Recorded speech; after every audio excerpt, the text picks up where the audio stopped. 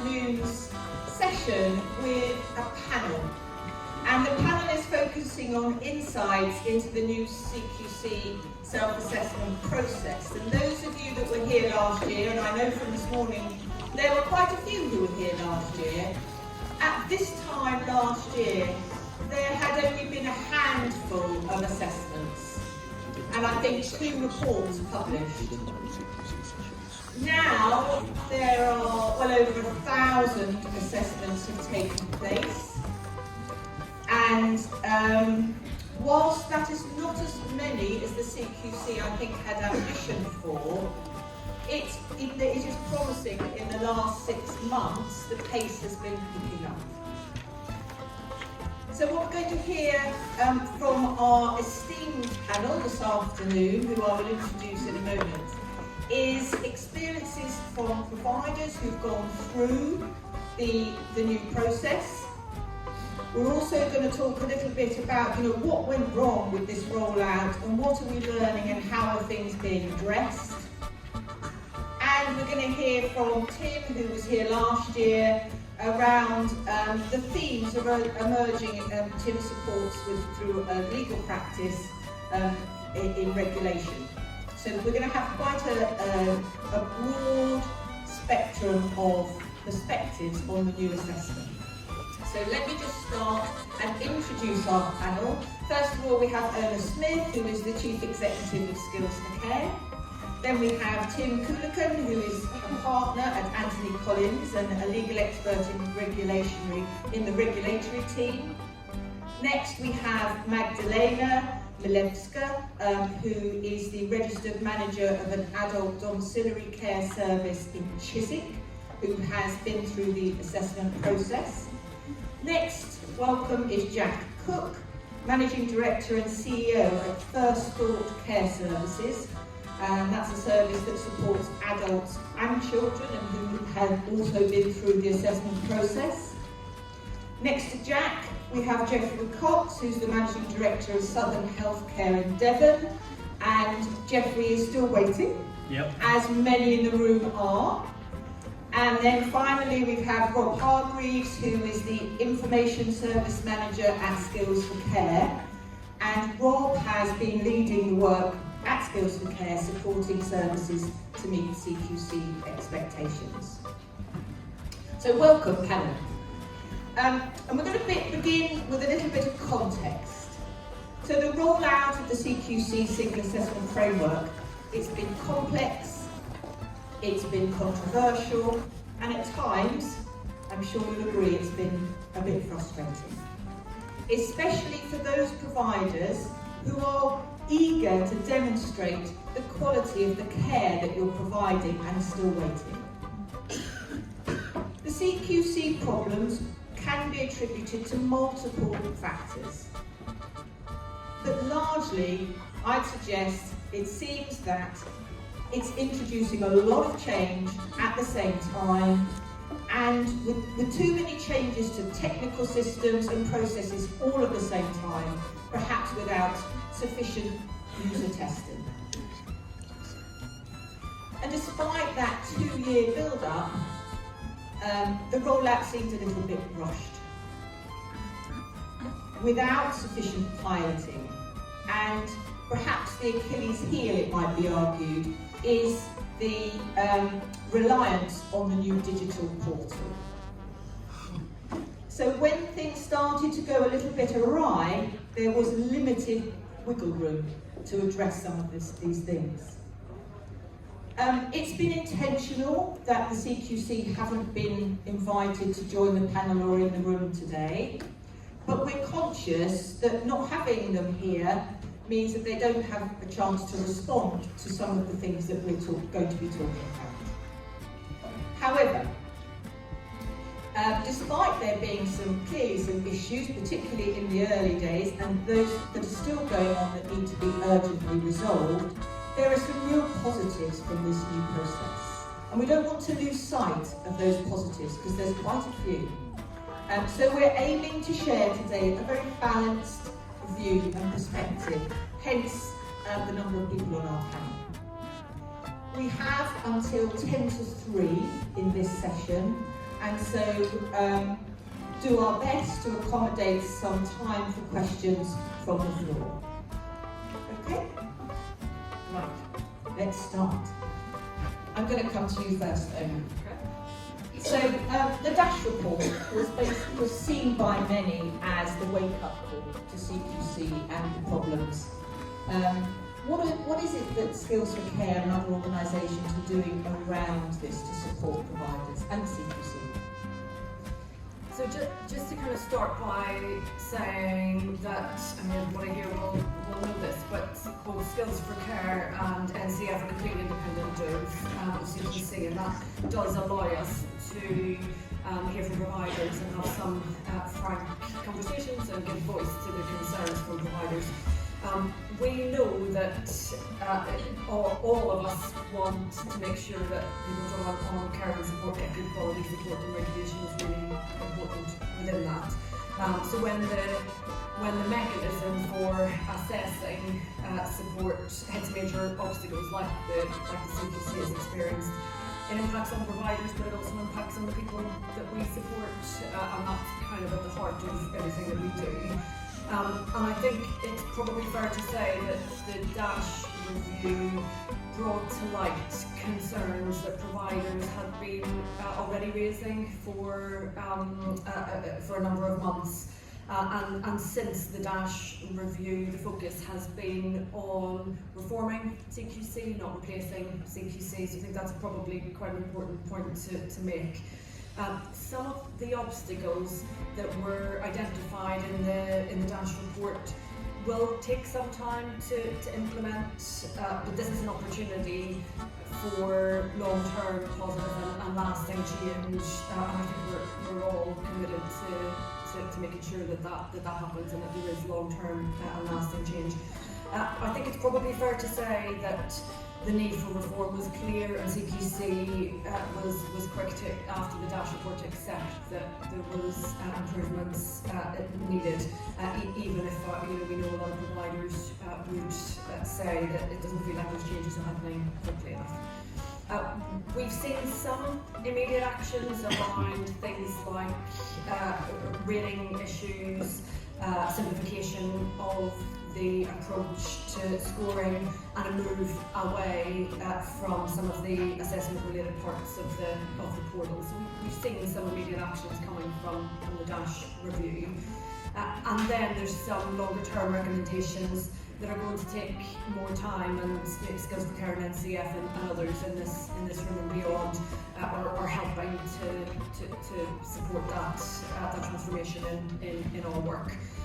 Skills for Care has worked with CQC on some of the practical solutions to some of the challenges, and we'll keep doing that because we see that as incredibly important.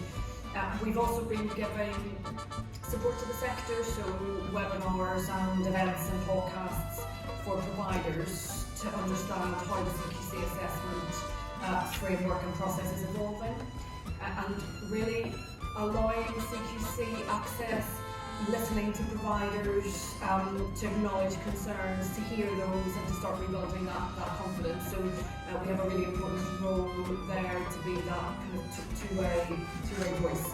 And then our co-production meetings with CQC have been important in making sure that the provider voice is heard on the issues like guidance and the need to refine the regulatory process, all of the things that will be real to all of you every day. There's a lot more that CQC need to do, and it's really encouraging to hear James Brillion recently acknowledge the recommendations of the DASH report and the report that they commissioned directly from the Care Providers Alliance about the impact of the Single Assessment Framework. And Vic and NCF have been really instrumental in producing that report from the Care Providers Alliance and kind of giving voice to the, I think it was 1,200 providers who fed into that report. So just being able to articulate the real impact on the sector. There's no reason, I think, why these challenges can't be overcome, and I probably would go further than that and say we have to overcome them. This is too big, our sector's too important, the people we support are too important, and the CQC is listening.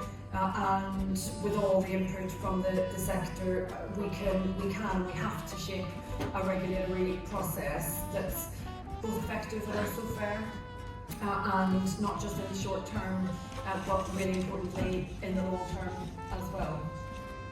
Thanks, Sonia. Thank you. That was a very comprehensive response. Thank you so much. No, it's very valuable. And I'm sure there may be some comments from the floor later on. But I wanted to move to Tim now. So I referenced, Tim, that you are part of the regulatory team at Anthony Collins, and I just wanted to know about the impact that the DASH review and then subsequently the review that Ona was talking about from Sir Mike Richards around the changes to the assessments. How has that impacted the support we're providing to service providers? I was going to describe it as having the support that we provided over the course of the last 2 years broadly in sort of 3 phases. So that probably for the first 12 months as we were anticipating the introduction of the Single Assessment Framework, I think together with the likes of First James at the NCF, we were identifying that there was likely to be a flaw in relation to the approach that was being taken. So if you only look at 25% of the things that make up a good quality service, if you only look at 25% of the quality statements, and then you rely on historic data, inevitably you're going to end up with an incomplete picture, and certainly for a service which feels like it's improved, whether that's from requires improvement to good, or from good to outstanding, if you're relying on 75% of data from 6 or 7 years ago, how on earth was that going to be fair? The second phase, I think, was once the CQC began to accept that that was an unfair approach and that they were talking about being able to expand the number of quality statements that they looked at. The focus of our attention was very much on the unfairness that was being created in relation to the rigid reliance upon evidence categories. So that if you had to give a score in relation to each of the evidence categories for the quality statements that you looked at, again, there were similar things just in terms of the structure that meant that the results in terms of individual providers were going to be unfair. So it felt like probably the first 18 months of our work was fighting in relation to those issues on behalf of individual providers and on behalf of the sector and care organisations, so that the DASH review has really confirmed what we thought in relation to those areas, and it's actually enabled us to move on to focus on what really matters, which is what's the evidence of good quality care in the services that you run. So since the DASH review, that's probably sort of coincided with a real rush in relation to the number of clients who are coming to us in terms of support, because there's only been a trickle of published reports over the course of the first 6 to 9 months, and certainly we've been flooded over the course of the last 3 or 4 months with a greater number of providers who are finally getting draft reports which have addressed all of those sort of bigger fundamental problems, but where the issue, I think, still is inconsistency in relation to the CQC's approach. So we still see providers who are offering broadly similar services in different parts of the country who may have different experiences in relation to the inspection. And I think if I've got one message for all of you in terms of the support, in terms of your preparation for an inspection, it's to really focus on the story that you can tell and the story that your staff can tell in relation to how you provide good quality care in relation to each of the quality statements. So the other thing we've been doing is providing an awful lot of training, seminars, presentations to care providers in relation to how they can support. And we think that the move from the really complicated maths of the Single Assessment Framework as it started to a much simpler approach in relation to focusing on the quality statements and what's important in relation to good quality care. And thinking about how can you tell the story of how from a government's perspective you've ensured that you're meeting all of the requirements, and how can you support your staff to tell the story about what gets them up every day in the morning, which is fundamentally about wanting to provide excellent quality care to the people that you support, and trying to think about that in the context of what the CQC are going to be looking at. Thanks, Tim.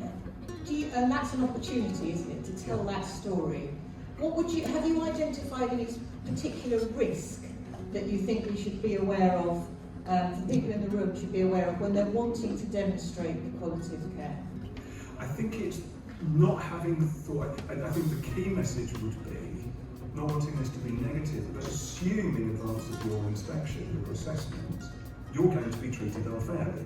I don't want that to come across as a negative, but just make the assumption that an assessor is only going to look at a partial picture, that they can come in with a sort of laser focus in relation to the things you don't want them to see, or that your staff, dare I say it, might say something slightly negative in relation to the way that it carries provided. And then think about what you would do to turn that round.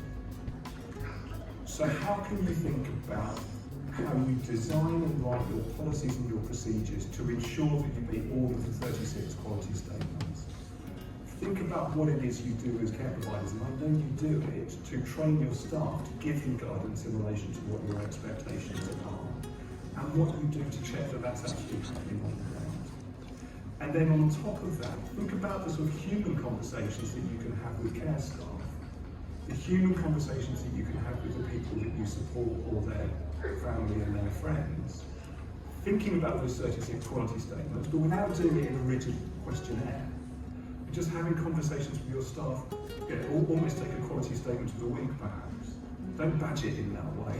We're going to talk this week in relation to infection prevention control, and ask your staff to come and tell you all of the good things that they do, to remind themselves about the positives in relation to the role that they've got, and have similar conversations with staff.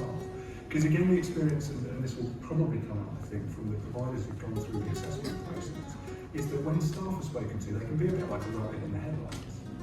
They're talking to someone from authority, so quite often they just say the first thing that comes into their brain.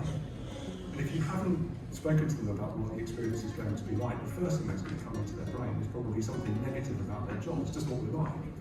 How was work today? It was awful. So that, that's effectively what the assessor is going to be told. So what you want to do, without sort of being sort of underhand in relation to this, is just make sure that as part of your routine conversations with your staff, handovers, team meetings, that you're bringing up what the quality statements are, without frightening them. This is all to do with CQC, and just having conversations with them, remind them, encourage them to think about the things that are positive about the job. And fundamentally, everybody in this room has come into care because they really believe in providing great quality support. That's the same in relation to the vast majority of your teams. And I think it's just a question of trying to encourage them to think about things that the CQC are likely to ask them, so that when the assessor does come and talk to them, and they like the rabbit in the headlights, they've got a positive thing that's going to come to mind, rather than the work's terrible, they haven't got enough stuff. Thank you for that very valuable tip, Tim, and I can see lots of people scribbling notes around that, so thank you for that. I'm moving on to Magdalena. So you have been through the assessment, your service has, and I wonder if you could share just some highlights of that, given our time that we've got together, Magdalena. Things like, how much notice did you get? What was it like on the day, on the actual assessment day? How did you find the report and the associated scoring? That kind of thing. Okay. In summary. I want to just kind of repeat what Tim said, and it's really, all of the things that he underlined is true. You need to be always CQC ready. It's not a quick fix that inspector will call because he called on Friday and said that he's going to come next Friday, but then on Monday he called, actually I'm going to come tomorrow to visit you. So it's not that they will call and you suddenly will produce evidence for the last 2 years. It just doesn't happen like that. And CQC is there not to search for information. It's your job to present it to them. And this is exactly how our inspection went. So our inspector was a really nice gentleman, and like with the changes with inspection, we put all of our attention now on digitalization. They don't necessarily know systems, and even on this presentation exhibitions we have at least a couple. We use a system called Birdie, but again they will not search Birdie for information. You have to have reports ready. You have to have lessons learned ready. You have to have a culture in your company that you're not afraid that inspector will call your carer or your client and suddenly everything, or bad service, or the way that we treat our staff will turn around and they will magically say good things. You have to live and breathe with the quality statements, and you have to embed all of them in everything that you're doing. And the most important thing is that they will ask you for the evidence. So we got our report is excellent, but we didn't get outstanding. And the rating, and the report is excellent, like you read it, it's like an outstanding service. And then you get rating, like when you get like 1, 2, 3 or 4 in a rating, they give you 3, but it doesn't really tell you where are you lacking, because they don't know what outstanding is until you present it to them. Yeah, so if you require improvement, probably it's easier, but with outstanding is a little bit vague. It really have to be like, so we're waiting, we appealed to be outstanding, so I'm waiting for the final report. Thank you, Magdalena. Jack, so we've heard a lot about how interviews play a part of the new assessment framework. And you've been assessed, your service has been assessed. What's your sense of those interviews? What was it like for your team members to be part of those? So I think that it was actually really, really nice. I would have an art service every day. Genuinely, it felt much more collaborative, a relationship. I was RM and I at the time, and they came with 2 inspectors, and just we had the phone call the day before to say we're coming tomorrow at 1 o'clock in the afternoon. It was like, okay, not at 8 AM, and they stayed until about 5:30, 7 o'clock in the evening, and it just felt so collaborative, and like they were sharing our successes with us, and our staff felt that as well. And when the staff had, some had their interview on the day, and some were phone call after, and even our staff said it just felt like I was talking to you, Jack. It was just like, what's going well, what's struggling, what are the struggles. It felt, yeah, very, very relaxed. I think that, yeah, our staff shared the success of our organisation and our struggles. Our staff were able to openly say, here's what we're struggling with, this is what we're doing, and even things such as, I mean, the inspectors that came were saying things such as, oh, have you thought about doing it this way? And it didn't feel as though it was them versus us as it has done previously. Yeah. That sounds really, really positive. Thanks, Jack. If there was one thing you could change, what do you think that might have been? The $1 million question. I'd say we was inspected over three of the quality statements, and we was told at the time, we haven't got an overall rating, we was told at the time that CQC will sort of be inspecting every 3 to 4 months, and we'll be looking at sort of 3 or 4 more quality statements so that it's much more kind of live and up to date. Since our April visit last year, they've not re-inspected, which that's, yeah, I think the thing that needs to change is if it's going to be live and up to date as it should be, make it. Yeah. Thank you. So, Jeffrey, you're in the position as similar to many in the room, I imagine, where you're still waiting and you're eager to share the good work that you've been doing. And I wondered if you could share with us the impact, in your view, on services having to wait a long time, a very long time, for assessment. I guess I'm putting the other side of the coin to my 2 colleagues here, because part of what I'm going to say relates to my involvement with the National Care Association and the Care Social Alliance, and we've been picking up stories of care homes and domiciliary care agencies who've had a pretty horrific experience under new SAF. So I think the, as you mentioned, consistency or inconsistency is the flavour of the work of the day, if you like.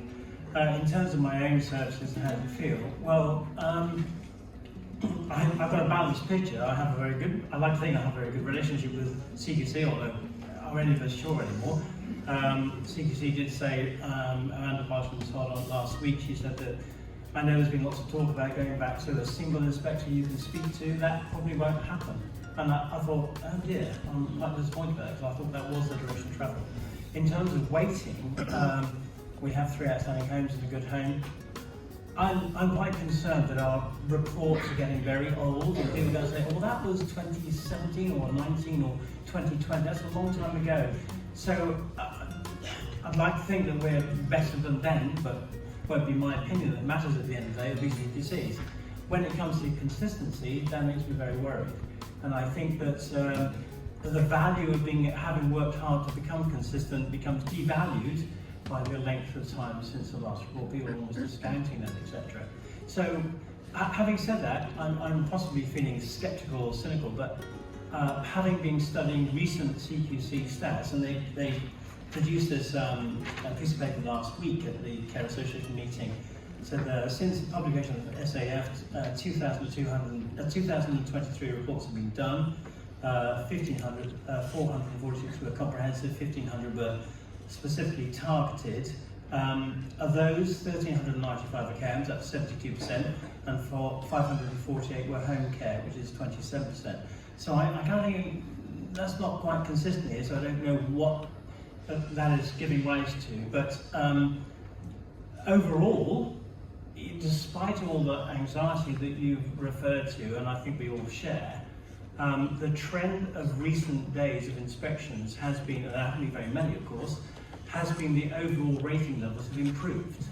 Now, that's something I've been monitoring for years, and I'm anxious to see where they're going. Is it all continuing deteriorating, or is it actually improving? With CSCI, they used to publish annually that how much more compliance there was year on year, year in, year out.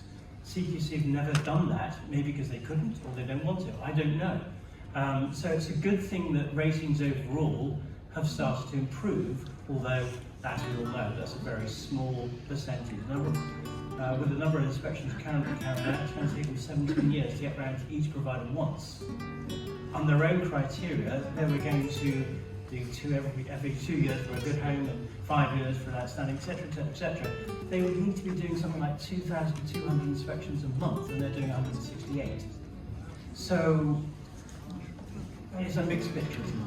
It is, and 17 years is a long time to get through all of those inspections. Thank you, Geoffrey, and obviously you've been looking at those stats quite closely, and I know, Rob, you've been doing some analysis of this first year of the Single Assessment Framework, and so can you tell us the sorts of things you've been finding through that analysis?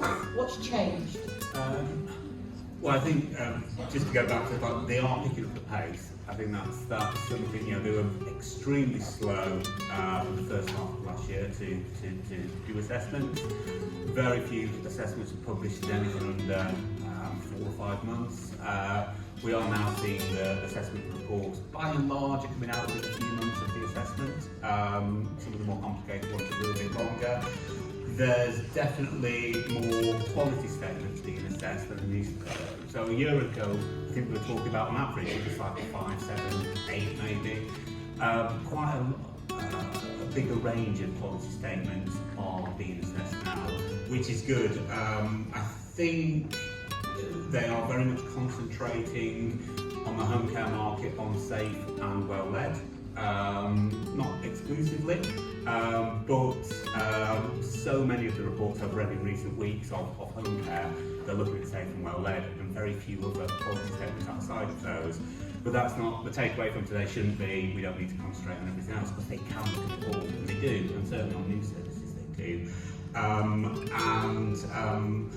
For care homes and a lot of learning disability service, it's a broader range. And I think one of the things which is a little bit disappointing in all honesty is when you're reading those reports, and probably many of you in the room are looking at the sort of latest published reports, is there are some which are really detailed, really give you a sense of what that service is. So if you're a family member wanting to consider using that service, or somebody living there want to know, am I getting good care here from a wider perspective? Really valuable stuff. If you're a manager of those services, sort of gives you a sense of direction of what you do really well, where maybe there's areas for improvement.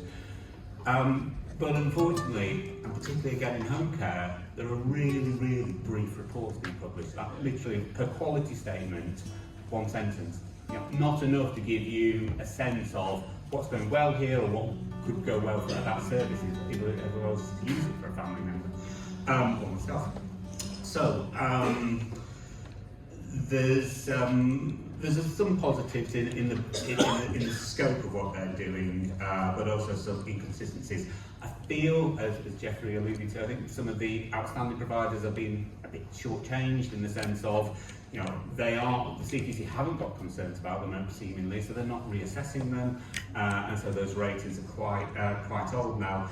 In some respects, I've been a bit of a geek. I get quite excited when I see a new outstanding report published, and I really want to delve into the great stuff in there.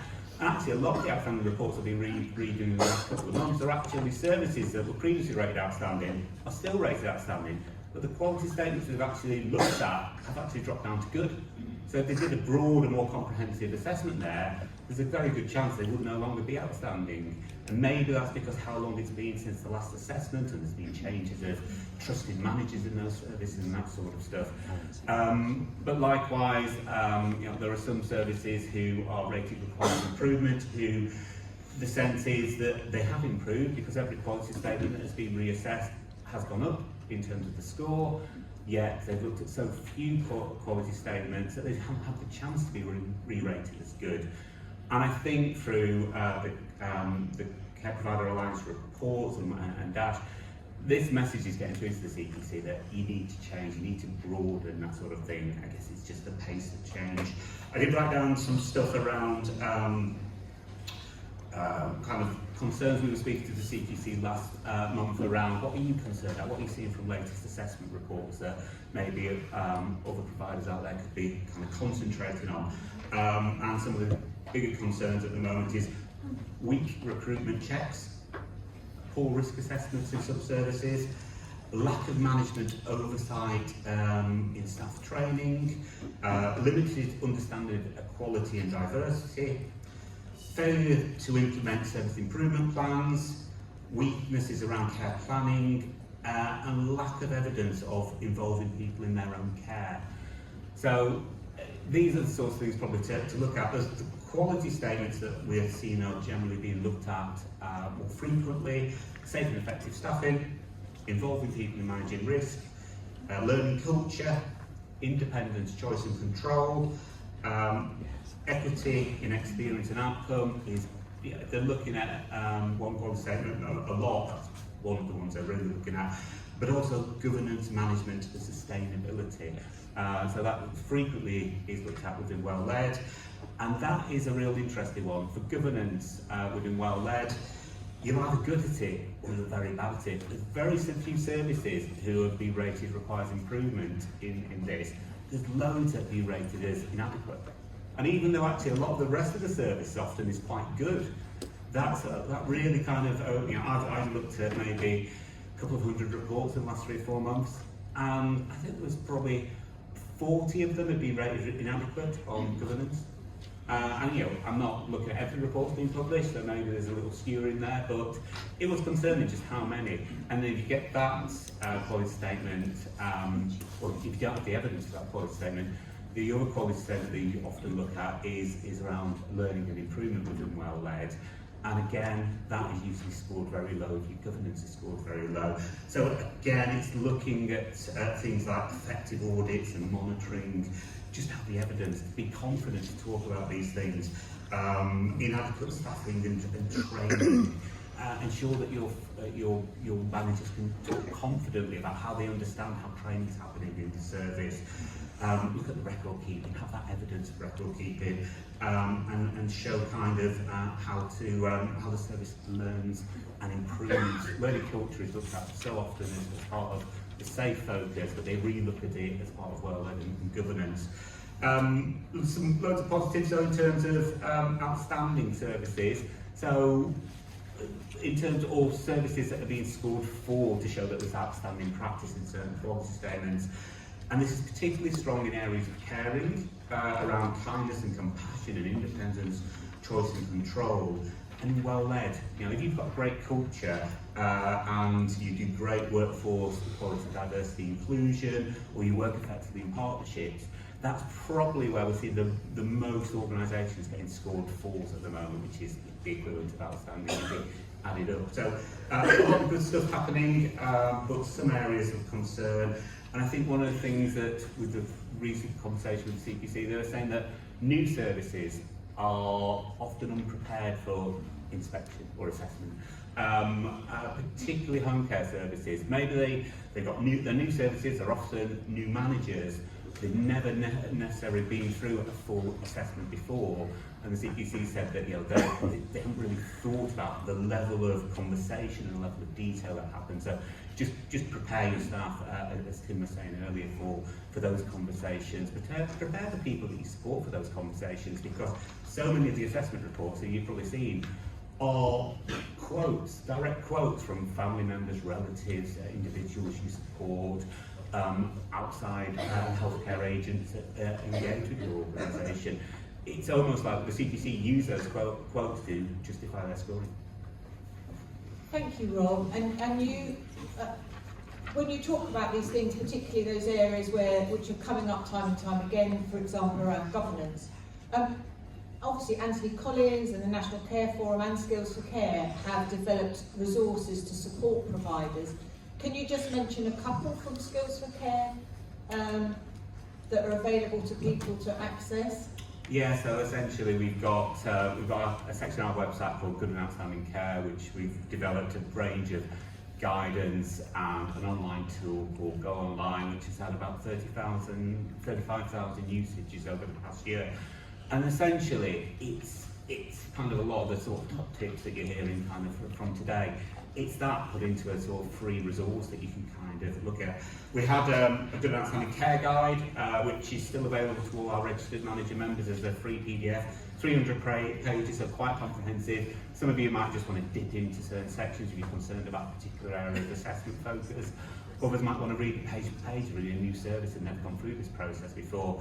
We've decided not to reprint this whilst we wait to see if the CQC is going to introduce any assessment changes, and certainly from the recent sort of indication that the CQC are looking to simplify their assessment model. So it might be that some of the recommendations that are coming through from others of why don't you have a core number of 20 quality statements that you should focus on, maybe they'll move in that direction. So naturally we and all the other trade organisations out there will refine our resources to align with that, how assessment changes going forward. Thank you, Rob. Just coming back to Magdalena, I wanted to ask whether there was anything that you changed in your service as a result of your assessment? Yes. Yes, okay. Yes. I did notice that there is a huge pressure on management, on leadership. So not management, but also like, is the managers create like a culture, cultivate a culture within the company of being like a duty of candor, so that the carers are like kind of empowered to speak up. So we did that, but as well kind of created processes to empower our carers even more via like anonymous questionnaires sent, let's say, every 3 months to share stories, but as well recording not only concerns but good stories. Like we have a weekly good stories that we encourage carers to come forward and say, what did you do today to really change life of those who are you caring for, or maybe it's your colleague at work. So we do that, and we created a document where we have like a good story document weekly, and then this is exactly what CQC as well asked us, evidence that is I can just give to them, not something that we need to almost like search and produce at home. Thank you, Magdalena. And that obviously follows on from what you were saying, Tim, in preparing and having that stuff and having those conversations ahead of time. Okay, I think, how are we for time, Rachel? About 7 minutes. Okay, let's have a question. Have we got a roaming mic somewhere? Put your hand up really high if you've got a question. Well, let's just see, we can a few more, but I just wanted to see if there are any delegates, Liz, with a question. If not, let's go to Liz.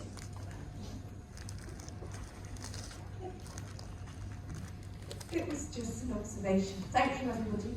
That's been very helpful, very insightful. And we are always trying to, we know how important regulation is. We know how important having a good, robust, credible regulator is to all of you, and how it really matters, actually, that you've got a regulator that you can work with and who you think understands things. So, 2 observations. I just wanted to say a massive thank you to anyone and everyone who got involved in the work we did with the Care Provider Alliance, doing that review of the Single Assessment Framework, whether you filled out a survey or came along to a workshop. It was a really, really powerful piece of work, and it really articulated, I think, the frustrations of providers that we were hearing individually. So that sort of collective power was really important. When I was just listening to you, Rob, and I was remarking privately to myself on the irony of the importance of good governance from an organisation that's had quite a lot of challenges with its governance. So I don't know if any of you have been able to go to any of those CQC Way days. Anyone been to those? Anyone go to the one in Newcastle? Or even better, the one in London on the 14th of February. What better way to spend your Valentine's Day? But I think, so I think the CQC have got it. I guess the challenge is in the timings. So have you got any sense as a panel? I mean, they're telling us the CQC way will be embedded by May. It all rhymes, doesn't it? CQC way in May. Have you got a sense, each of you, of whether you think that's likely to kind of really get embedded and change? Moving from that, whatever it was, 15,000 inspections a year down to 2,000, something like that? Yes, they're currently doing about 160 a month. So it's not very many. So I was just thinking about your question and about how confident are we that CQC is developing, the CQC way is going to be better and different. I think the one thing I would come back to, as you alluded to, is consistency, because there's no doubt about it, there are some amazing inspectors doing some great work and they're motivated by exactly the right things, which we want to do as well. But there are some others, and you referred to the CQC Way conference at Excel on Valentine's Day, and I know that somebody from our WK Goodman was there, raising the concerns from providers that are flooding her workload with really, to be polite, extraordinarily difficult inspections. And she also used some language about the attitude of some inspectors, which is not what we want to see. And it kind of was met with a bit of dismission. It was dismissed, really. And I think if there's going to be solid and consistent improvement, we have to be, CQC needs to be open to a root and branch development of the culture, and I think that's going to take a long time, more than a couple of 2 or 3 months. It's going to be a long haul. So I think we need openness and honesty on the part of CQC, which I can't say where that is or isn't, but in some respects it hasn't always been there. So I would say that we still have a lot of work to do. Thanks, Geoffrey. I think Tim just wants to come in. We're quite sure. I'm itching to come in in relation to this point, which is a much, much wider one. I can hear Liz laughing because she probably knows what I'm going to say. But if there's one thing, everyone, I would encourage to get behind, it's the CPA recommendation that needs to be a truly independent review process in relation to the CQC assessment scheme. Because at the moment, as we've heard the phrase many times before, the CQC mark their own homework in relation to factual accuracy challenge and in relation to rating review. The one thing that will help drive consistency through the system is having a truly independent review process, so that when there are unfair outcomes, they can be appealed to someone who's got a completely objective view in relation to it. And that, I think, is the one thing that the CQC could do which would help accelerate a fully functioning and working assessment programme. It's a drum that I've been banging for years, but I think it is the one thing that can really help them. And if I can be so cheeky as to say this, I think it's the sign of a mature, grown-up regulator that they understand that they can be subject to challenge without it being some sort of stain in relation to their credibility. Thank you, Tim. Just the remaining members of our panel who haven't given a little bit of a reflection or a kind of sort of takeaway for the people here today. What would you say? Very short takeaway, Emma. Yeah.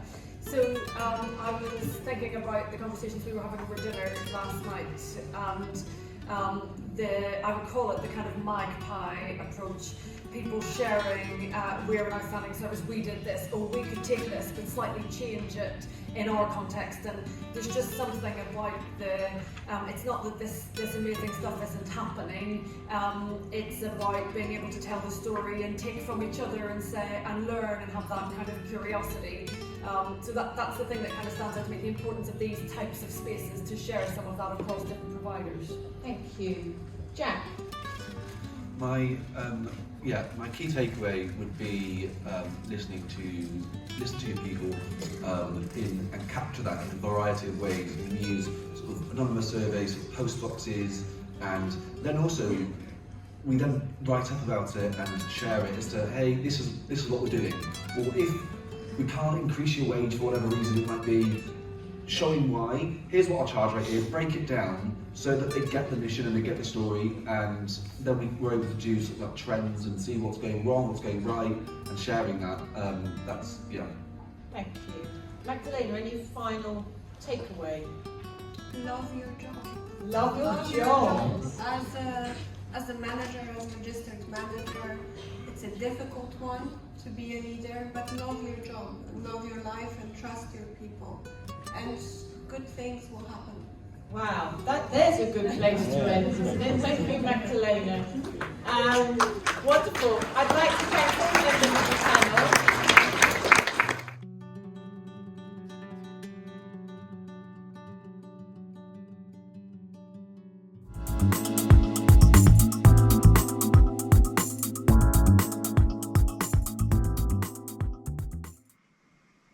Well, hello everybody, it's Richard McIntyre here. I'm the founder and CEO of a company called Tempest Consultancy. So if you work in the health and social care sector and you're looking for a consultant to do a vast number of things, from mock inspections under the Care Quality Commission or CQC for your care services, or you're looking for somebody to do an investigation or audit on your care services, then I'm the man for you. I've had over 40 years experience of getting companies, getting care homes, and also companies in the right place. For example, I also was head of safeguarding with some major charities, and I've done turnarounds. So if you're in the market for someone to come into your service to do an in-depth report on how the status are, or to help you meet the CQC new standards under the single assessment process, I'm your man, and I really look forward to meeting you. So go to my website, tempest.co.uk, and put a note at the bottom, and I'll be in touch. Until then, you take care and see you soon.